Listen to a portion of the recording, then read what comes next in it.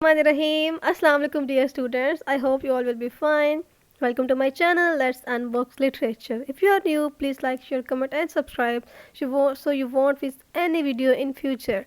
So dear students, in this video I shall explain lines from The Prelude by William Wordsworth, line number 64 to 100. ठीक है, ये lines पे explain करूँगी. In my previous videos I have explained first 64 lines, so please go and check them out. आपको help मिलेगी सारे concept को revise करने में और दोबारा से क्लैरिटी मिलेगी इनको एक्सप्लेनेशन में, इनकी एक्सप्लेनेशन को समझने में. So let's start without any delay. आज हमारी लाइन्स है लाइन नंबर 65. ठीक है, 65 से हम स्टार्ट करेंगे. क्या है जी? Toss autumn and a clear and placid day. क्या बताया गया है? टॉस क्या है? सबसे पहले आपके पास लाइन है टॉस. ये एक वर्ड है जो कि आपको मैंने बताया है कि इस पोइट्री में आपको आर्चाइक वर्ड्स भी सामने आएंगे. ठीक है, थोड़े से पुराने वर्ड्स जो कि विलियम वर्ड्सवर्थ ने यूज किए. Toss basically stands for it was. क्या कह रहा है? इट वॉज, ये था. ठीक है, ऑटम कौन सा टाइम था? ऑटम का. And a clear and placid day, बहुत ही क्लियर और प्लेसिड होता है, काम सा. ठीक है, आपको पता है कि गांव का जो माहौल होता है, आहिस्ता आहिस्ता हवा चल रही होती है, एक कामनेस सी होती है, बड़ा पुरसुकून सा टाइम फीलिंग आती है आपको. ठीक है, तो वो वहाँ पे एक तरह से डिस्क्रिप्शन बयान कर रहा है, बैकग्राउंड बयान कर रहा है. It was autumn and a clear and placid day with warm. क्या थी? हल्की हल्की क्या थी? गर्मी भी थी. With warm, with warm. ठीक है, गर्मी भी थी, बट गर्मी कैसी थी? As much as needed. इतनी गर्मी थी जितनी की ज़रूरत थी, जितनी के वो हल्की हल्की सी गर्माइश चल रही. किस बात की? हवा भी चल रही थी तो, लेकिन गर्माइश भी थी. इतनी ही सूरज फ्रॉम द सूरज, किससे?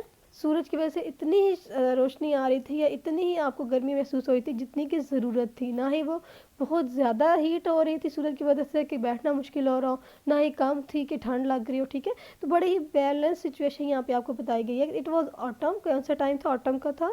अ क्लियर एंड प्लेसिड डे, बहुत ही क्लियर यानी कि बहुत ज़्यादा, बहुत घने बादल नहीं थे, गहरे बादल नहीं थे. एंड प्लेसिड डे, काम था.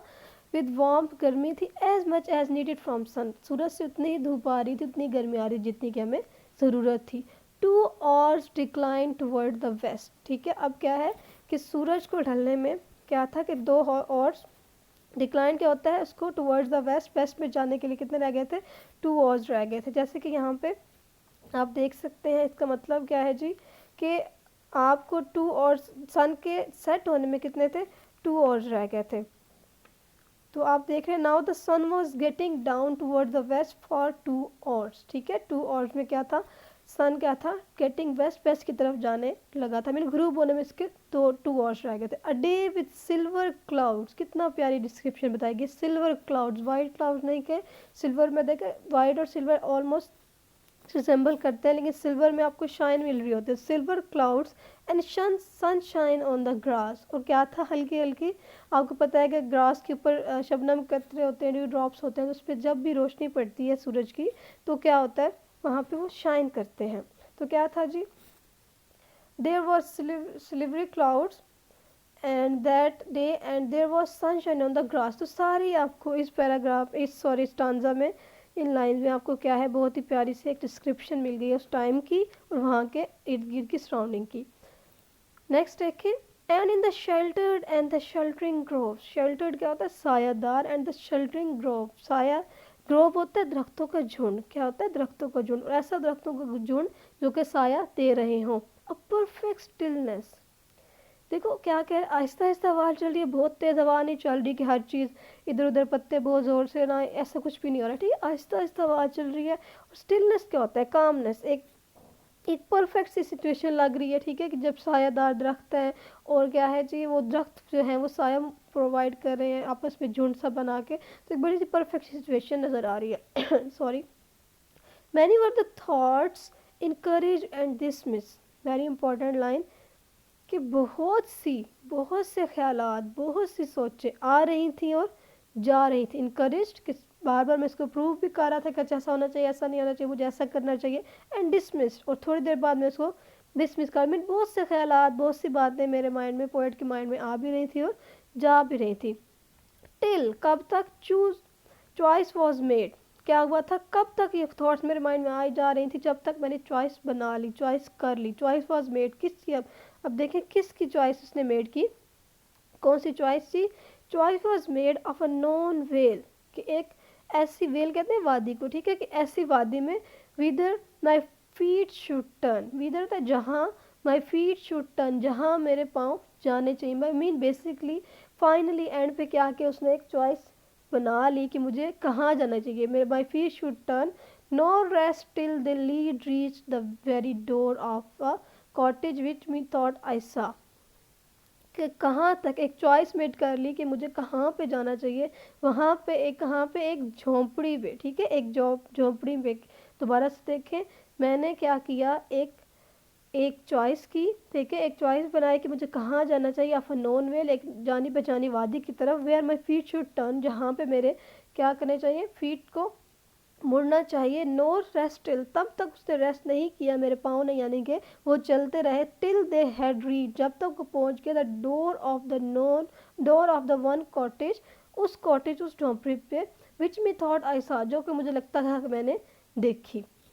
No picture of mere memory ever looked so fair, अब उसकी उस कॉटेज की और उस सराउंडिंग की इन लाइन में तारीफ बयान कर रहा है पोएट, ठीक है, क्या कह रहा है, नो, कहाँ गया, no picture of mere memory ever looked, अब बता रहा है कि इतनी फेयर, सो फेयर, इतनी अच्छी मेमोरी, मेरी मेमोरी में इतनी अच्छी पिक्चर कभी कोई थी ही नहीं, मतलब वो जगह इतनी खूबसूरत थी।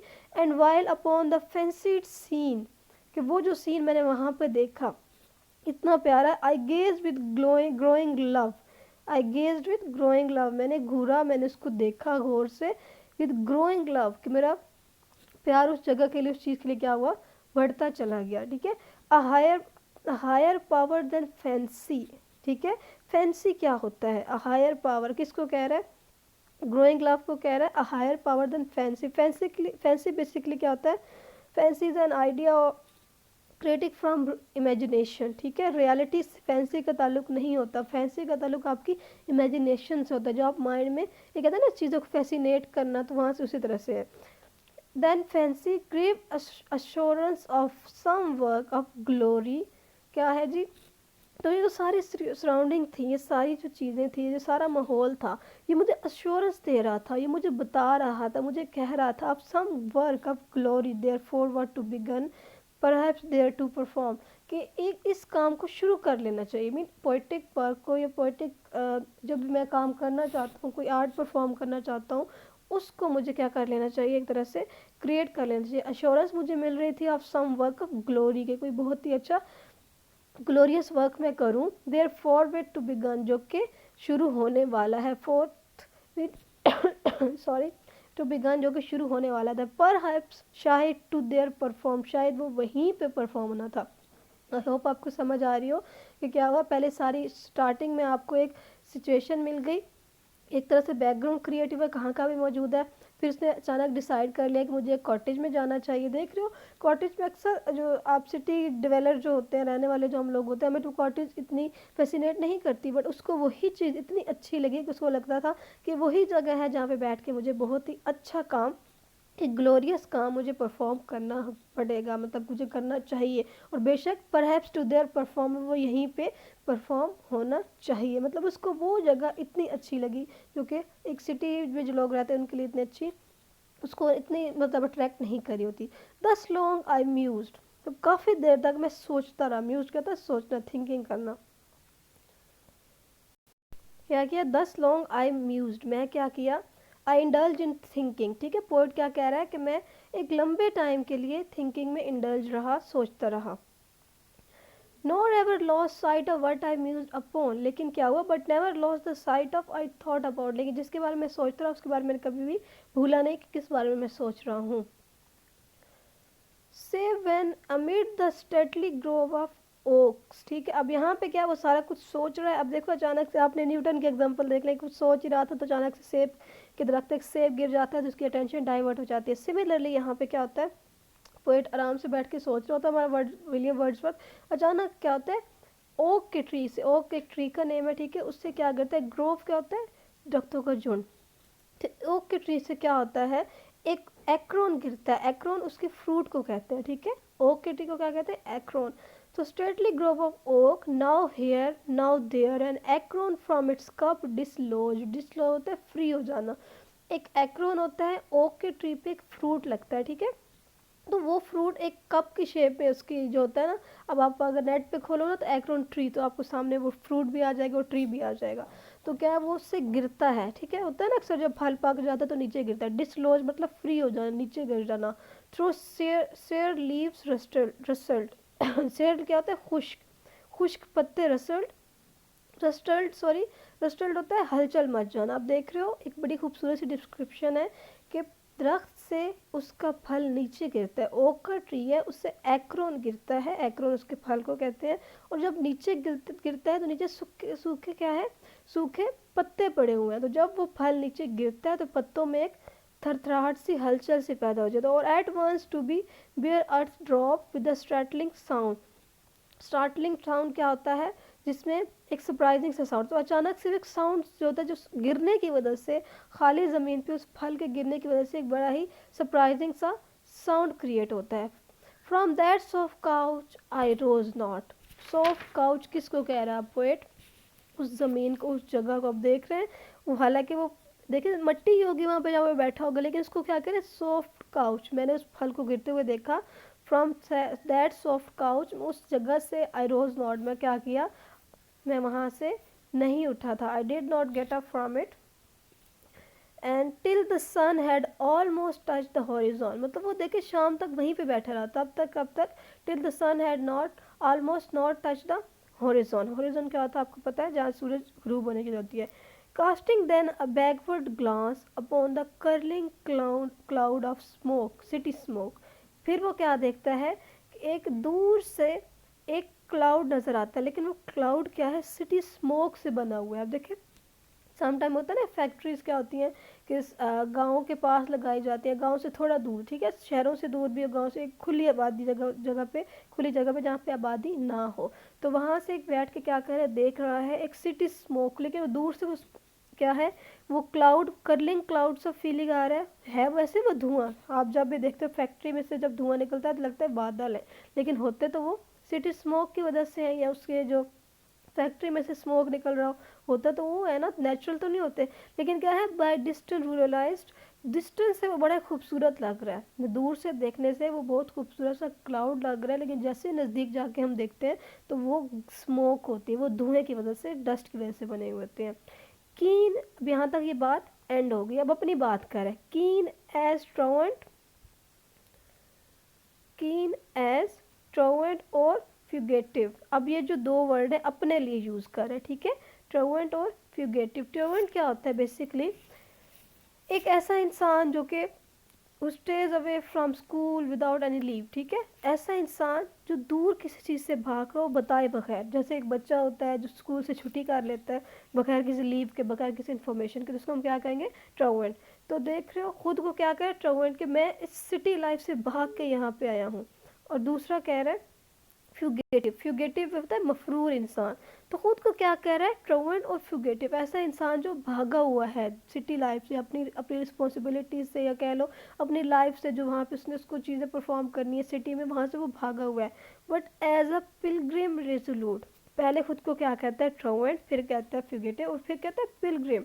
आपको पता है ना, पिलग्रिम तो एक सेक्रेट जर्नी पे जा रहे होते हैं, पिलग्रिम उसको कहते हैं।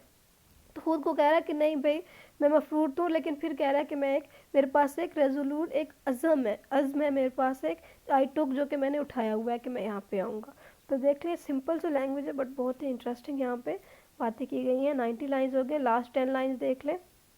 Even with the chance equipment of that hour the road that pointed towards the chosen where, अब वहाँ पे देखो फिर उसने क्या किया है, एक रोड का,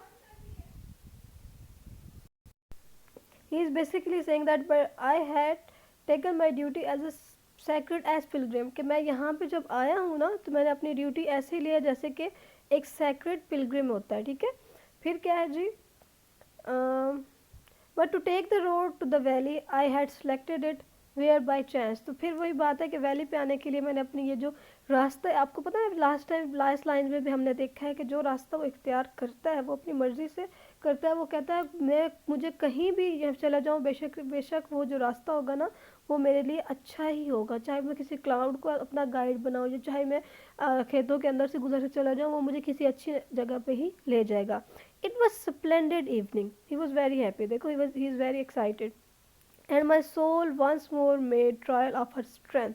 क्या हुआ जी, it was very pleasant evening for him, and his soul जज हर स्ट्रेंथ वंस अगेन, कि उसकी सोल अपने सोल को एक दफ़े से जज कर रहा था फिर कि इसमें कितनी ताकत है। नॉर लैक्ड एओलियन विजिटेशन, यहाँ पे एक आपको समझने वाली बात है, नॉर लैक्ड कमी नहीं थी एओलियन विजिटेशन। एओलियन क्या है बेसिकली, ग्रीक मेथोलॉजी में एओलियन था एक, एओलियस उसका नाम था, वो था, उसको कहा जाता है गॉड ऑफ विंड। क्या कहा जाता था, गॉड ऑफ विंड, ठीक है।